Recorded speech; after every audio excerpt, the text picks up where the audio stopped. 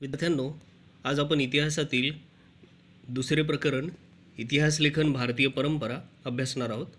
याआधी आपण इतिहास लेखन पाश्चात्य परंपरा हे प्रकरण अभ्यासले होते.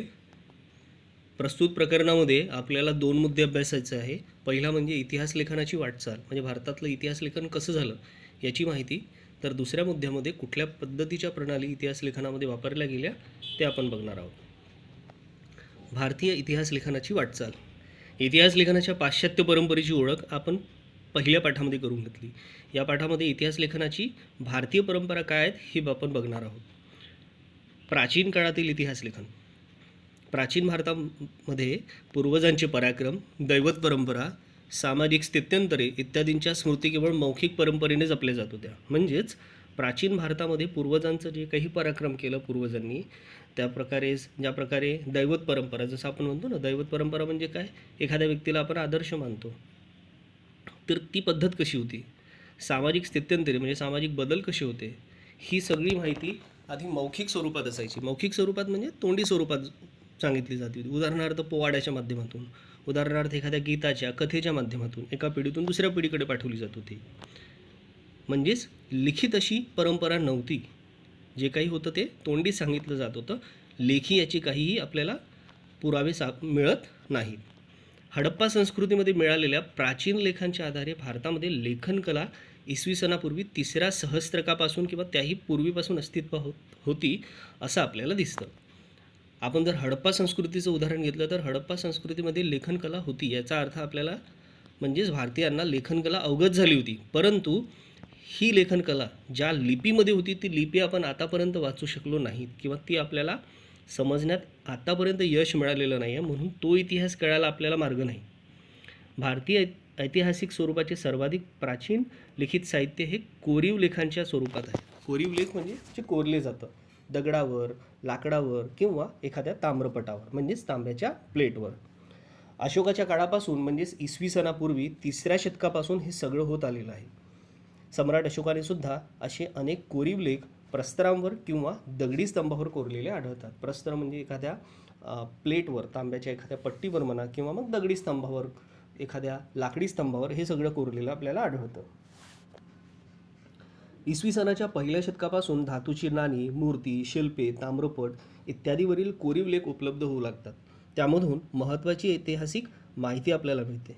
म्हणजेच आधीच्या काळामध्ये, म्हणजेच इसवी सनाच्या पहिल्या शतकापासून धातूची नाणी, त्याच्यावर काहीतरी लिहिलं असतं, एखाद्या राजाचं चित्र असतं, काहीतरी त्यावर कोरलेलं असतं. त्याचप्रकारे एखादी मूर्ती, एखादं शिल्प, एखादा ताम्रपट तांब्याचा एखादी प्लेट. तर हे जे कोरीव लेख आहे हे आपल्याला त्या काळापासून उपलब्ध आहेत. यामधून आपल्याला महत्त्वाची ऐतिहासिक माहिती मिळते. उदाहरणार्थ त्या कोरीव लेखांमुळे आपल्याला त्या राजाचा काळ माहीत पडतो. तो राजा कुठल्या काळात होता, तिथलं वातावरण, तिथल्या पद्धती कशा होतात हे कळतं. त्यांची वंशावळ कळते. वंशावळ म्हणजे राजा आणि त्याच्या पूर्वजांची माहिती. राज्यविस्तार, त्या राज्याचं राज्य किती लांब होतं, किती मोठं होतं, किती विस्तारलेलं होतं हे आपल्याला कळतं. तत्कालीन शासन व्यवस्था आपल्याला कळते. तत्कालीन शासन व्यवस्था, त्या काळातली शासन व्यवस्था कशी होती हे कळतं. महत्त्वाच्या राजकीय घडामोडी आपल्याला कळतात. तत्कालीन सामाजिक रचना कळते. तत्कालीन म्हणजे त्यावेळेसची सामाजिक रचना, समाज कसा होता, हवामान कसं होतं, तिथे दुष्काळ कशा पद्धतीने पडायचा, कशा पद्धतीने त्या दुष्काळावर मात केली जायची, हे सगळं आपल्याला कळतं. याचं एक उदाहरण घेतो म्हटलं तर आपल्याला सहगौडा ताम्रपटाचं एक उदाहरण इथे दिलेलं आहे. ताम्रपट, जसं तुम्हाला माहीत आहे, तांब्याची एक प्लेट ज्याच्यावर कोरीव काम केलं जातं. जसं तुम्हाला या चित्रात दिसत आहे की कशा पद्धतीने त्यामध्ये तुम्हाला काही चिन्ह दिसत आहे. आता ही जी चिन्ह आहे, ही चिन्ह आपल्याला कळायला काही मार्ग नाही आहे. का बरं? कारण की ही लिपी, ही भाषा आपल्याला कळत नाही आहे. पण तरीसुद्धा त्यामध्ये काही असे चित्र आहे ज्यावरून एक अंदाज लावला अभ्यासकांनी. हे जे ताम्रपट आहे हे गोरखपूरमध्ये सापडलेलं आहे, उत्तर प्रदेशातील गोरखपूरमध्ये. आणि या ताम्रपटामध्ये असं मानलं जातं की हा मौर्यकालीन आहे. म्हणजे ही जी लिपी तुम्हाला दिसत आहे ही ब्राह्मी लिपी आहे, मौर्य काळातली. यामध्ये जे चित्र आहे, या चित्रात तुम्हाला काही कमानी दिसत आहे. जर तुम्ही बघाल तर एकावर एक काही कमानी दिसत आहे. जसं आपण बिल्डिंगमध्ये बघतो की नाही, एखादी बिल्डिंग असते, पहिला फ्लोअर, दुसरा फ्लोअर, ते तुम्हाला दिसत आहे. ॲक्च्युली ही कोठारांची चिन्ह आहे. कोठार म्हणजे धान्य जिथे साठवलं जातं. म्हणजे यामध्ये एका प्रकारे असा अंदाज लावला अभ्यासकांनी की हे कोठारं दर्शवत आहे की प्रत्येकाने आपल्याकडे असणारं जे काही अन्न आहे किंवा जे काही धान्य आहे ते व्यवस्थितपणे सांभाळून ठेवलं पाहिजे, जेणेकरून दुष्काळजन्य परिस्थितीचा आपल्याला सामना करता आला पाहिजे. सोबतच इथे तुम्हाला पार दिसत आहे. पार एक झाड असतं, झाडाच्या बाजूला गोल असा ओटा बनवलेला असतो, ती गोष्टसुद्धा तुम्हाला तिथे दिसत आहे चित्रामध्ये. आणि सोबतच ते कोठार तिथे जे दर्शवले जातात, ते कोठार दर्शवण्यामागचं कारण हे की हा एक आदेश आहे का राजाने पाठवलेला आपल्या लोकांना, किंवा दुष्काळजन्य परिस्थितीमध्ये निवारण कसं करायचं, ती परिस्थिती कशी सांभाळायची, हे यामध्ये सांगितलं गेलेलं आहे असं मानलं जातं. प्राचीन भारतीय साहित्यामध्ये आपण रामायण महाभारतासारखी महाकाव्य बघतो, पुराणे आहेत, जैन व बौद्ध ग्रंथ आहे. धर्मग्रंथाखेरीजच भारतीय ग्रंथकारांनी लिहिलेले ऐतिहासिक स्वरूपाचं साहित्य म्हणजे इतिहास जो लिहिला आहे ते आहे. प्रवास वर्णने आहे, परकीय प्रवासकांची, जे प्रवासी भारतात आले इतर देशातून, जसं चीनमधून आले, त्याच्यानंतर सुमेरियावरून आले, त्याच्यानंतर रोममधून आले. तर हे जे काही परकीय प्रवासी होते यांची जी प्रवास वर्णने आहे हे इतिहास लेखनाचं एक महत्त्वाचं साधन आहे असं मानलं जातं. प्राचीन काळातील राजांची चित्रे तसेच राजघराण्याचे इतिहास सांगणारे लेखन हे भारतीय इतिहास लेखनाच्या वाटचालीतील महत्त्वाचे टप्पे आहेत. म्हणजेच राजांची चरित्रे आपल्याला पाहायला मिळतात, राजघराण्याचा इतिहास सांगणारं लेखन हे सगळं आपल्याला पाहायला मिळतं. यामुळे आपल्याला कळतं की त्या राजाच्या काळामध्ये परिस्थिती कशी होती, त्या राजाच्या काळातील इतिहास आपल्याला कळतो. म्हणजे एखाद्या राजाबद्दल जर एखाद्याने लिहिलं असेल काही, उदाहरण घेतो म्हटलं तर सम्राट अशोकाबद्दल जर एखाद्या इतिहासकाराने लिहिलं असेल तर आपल्याला ऑटोमॅटिकली काय कळतं की सम्राट अशोकाबद्दलच माहिती कळते का? नाही. तर त्या काळातली वेशभूषा कशी होती, त्या काळातले नाणे कोणते होते, त्या काळात युद्धपद्धती कशा होत्या, त्या काळातली समाजव्यवस्था कशी होती, त्या काळामध्ये न्यायव्यवस्था कशी होती. म्हणजे एखाद्या राजाचं चरित्र हे फक्त त्या राजाचं वर्णन नाही करत, तर त्या काळातील समाजाची परिस्थितीसुद्धा आपल्याला सांगतं. इसवी सनाच्या 7व्या शतकात बाणभट्टांनी, म्हणजेच बाणभट्ट नावाच्या कवीने हर्षचरित्र नावाचं एक संस्कृत काव्य ऐतिहासिक चरित्र ग्रंथाच्या स्वरूपात आपल्यासमोर मांडलं होतं. त्यामध्ये तत्कालीन सामाजिक, आर्थिक, राजकीय, धार्मिक व सांस्कृतिक जीवनाचं वास्तववादी चित्रण आपल्याला आढळतं. म्हणजे जो हर्षवर्धन नावाचा राजा होता त्याच्यावर त्याला म्हणजे त्याचं एक चरित्र संस्कृतमध्ये बाणभट्टांनी लिहिलं होतं. तर या चरित्रामधून फक्त हर्षवर्धनाबद्दल माहिती मिळतं असं नाही आहे, तर त्याच्या काळातील सगळ्या सामाजिक, आर्थिक, राजकीय व धार्मिक व सांस्कृतिक घडामोडींचं दर्शन आपल्याला त्या ग्रंथातून होतं. मध्ययुगीन काळातील इतिहास लेखन. आता मध्ययुगीन काळात इतिहास लेखन कसं झालं हे आपण बघणार आहोत. इसवी सनाच्या 12व्या शतकात कल्हण यांनी लिहिलेला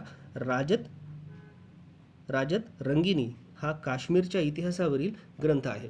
इतिहास लेखन शास्त्रशुद्ध कसं असावं त्याचा आधुनिक संकल्पनेशी हा ग्रंथ जवळचे नाते सांगतो. त्यामध्ये अनेक कोरीव लेख, नाणी, प्राचीन वास्तूंचे अवशेष, राजकुलांच्या अधिकृत नोंदी, स्थानिक परंपरा आणि अशा अनेक साधनांचा चिकित्सक अभ्यास केलेला आपल्याला दिसतो. हा ग्रंथ पूर्णपणे कल्हणने चिकित्सक म्हणजे व्यवस्थितपणे तपासून, व्यवस्थितपणे लक्ष देऊन हा ग्रंथ शास्त्रशुद्ध पद्धतीने लिहिला आहे. शास्त्रशुद्ध म्हणजे एखाद्या विशिष्ट पद्धतीला फॉलो करत, एखाद्या विशिष्ट पद्धतीला त्यांनी अनुसरून हा ग्रंथ लिहिलेला आहे असं आपण म्हणतो. तसं शास्त्र म्हणजे एक प्रकारे सायन्स म्हणतो आपण. तर सायन्स, इतिहास लेखन ही एक प्रकारची पद्धत आहे. म्हणजे हे कसंही कोणीही काही लिहायला सुरुवात केली म्हणजे इतिहास लेखन होत नाही. त्याला एक पद्धत असावी लागते, त्याला एक शास्त्र असावं लागतं. तर इतिहास लेखन हे शास्त्रशुद्ध कसं असावं हे कल्हणाच्या राजत रंगिनी या काश्मीरच्या वर्णन करणाऱ्या इतिहास लेखनावरून आपल्याला कळतं. मध्ययुगीन भारतामध्ये मुस्लिम राज्यकर्त्यांच्या दरबारातील इतिहासकारांच्या लेखनावर अरबी आणि फारसी इतिहास लेखनाचा परंपरेचा प्रभाव दिसतो. आता मध्ययुगीन काळामध्ये भारतामध्ये मुस्लिम राज्यकर्ते घडून आले. त्यांच्या लेखकांनी म्हणजेच इतिहासकारांनी सुद्धा त्यांच्याबद्दल बरीचशी माहिती इतिहासामध्ये नोंद करून ठेवली आहे. पण प्रामुख्याने त्यांनी वापरलेली जी भाषा होती ती अरबी होती आणि फारसी पर्शियन म्हणजे पर्शियामधली, म्हणून तिला फारसी असं भारतामध्ये म्हटलं जातं. इतिहास लेखनाच्या परंपरेचा प्रभाव असलेला आपल्याला त्यामुळे दिसून येतो. मध्ययुगीन मुस्लिम इतिहासकारांमध्ये जियाउद्दीन बर्नी हा एक महत्त्वाचा इतिहासकार होता. तारीख-इ-फिरूजशाही हा त्याच्या ग्रंथामध्ये त्याने इतिहास लेखनाचा हेतू स्पष्ट केला आहे. म्हणजे इतिहास का बरं लिहिलं जावं हे त्याने तारीख-इ-फिरूजशाहीमध्ये लिहिलेलं आहे. त्याच्यामध्ये इतिहासकाराचे कर्तव्य फक्त राज्यकर्त्याच्या पराक्रमाचे आणि कल्याणकारी धोरणांचे वर्णन करून संपत नाही, तर त्याच्या दोषांचे व चुकींच्या धोरणांचे चिकित्सक विवेचनसुद्धा त्याला करायला हवे. म्हणजे इतिहास लेखन करताना इतिहासकार राजा आहे म्हणून त्याच्याबद्दल फक्त चांगलंच लिहिलं पाहिजे असं काही नाही आहे. त्याने जर राजाचा पराक्रम किंवा राजाचे गुण सांगितले तर तेवढ्यानेच भागणार नाही, तर त्याला राजाने केलेल्या चुकासुद्धा त्याला सांगता आल्या पाहिजे, पण त्यासुद्धा परखडपणे, म्हणजे कुठल्याही पद्धतीने त्याने त्या स्पष्टपणे सांगता आला पाहिजे. पक्षपात न करता त्याने इतिहासाची मांडणी करणं आवश्यक आहे. एवढेच नव्हे तर संबंधित काळातील विद्वान व्यक्ती, अभ्यासक, साहित्यिक आणि संत यांच्या सांस्कृतिक जीवनातील प्रभावसुद्धा त्यांनी लक्षात घेणं आवश्यक आहे. बर्नीच्या या विचारसरणीमुळे इतिहास लेखनाची व्याप्ती अधिक विस्तारली. म्हणजे इतिहास लेखन फक्त राजाचं वर्णन नाही, त्याने केलेल्या चांगल्या कामाचं वर्णन नाही, तर राजाशी संबंधित जे इतर लोक आहेत त्यांच्याबद्दलसुद्धा त्याला आपल्या इतिहास लेखनामध्ये मांडणी करता आली पाहिजे. त्यामुळे इतिहास लेखनाची व्याप्ती थोडी वाढली. माहीत आहे का तुम्हाला, मध्ये आपण एक भाग बघा. अल-बरुनीने विविध ज्ञानशाखांमध्ये भारतीयांनी केलेली कामगिरी, भारतातील समाज जीवन यासंबंधी अरेबिक भाषेमध्ये माहिती लिहून ठेवली आहे. पुढील काळात अनेक परदेशी इतिहासकारांनी भारताविषयी माहिती देणारे ग्रंथ लिहिले. त्यातील हसन निजामी लिखित ताजुल मासीर, मिन्हाज ई सिराज लिखित तबाकत ई नासिरी, अमीर खुसरो यांचे विपुल लेखन, तुजुक ई तिमुरी हे तैमूरलंग यांचे आत्मचरित्र, त्याचप्रमाणे याह्या बिन अहमद सरहिंदी लिखित तारीख ए मुबारक शाही यासारखे ग्रंथ महत्त्वाचे आहेत. त्यांच्या या लेखनातून आपल्याला भारतातील मध्ययुगीन कालखंडाची माहिती मिळते. म्हणजे वर दिलेल्या हे सगळे लेखक आणि त्यांनी लिहिलेलं जे इतिहासाशी संबंधित जे ग्रंथ आहे ती माहिती आपल्याला, मध्ययुगीन काळातील माहिती आपल्याला इथे मिळते. परदेशी प्रवाशांनी लिहून ठेवलेले वृत्तांत ही भारताच्या इतिहासाची महत्त्वाची साधने आहेत.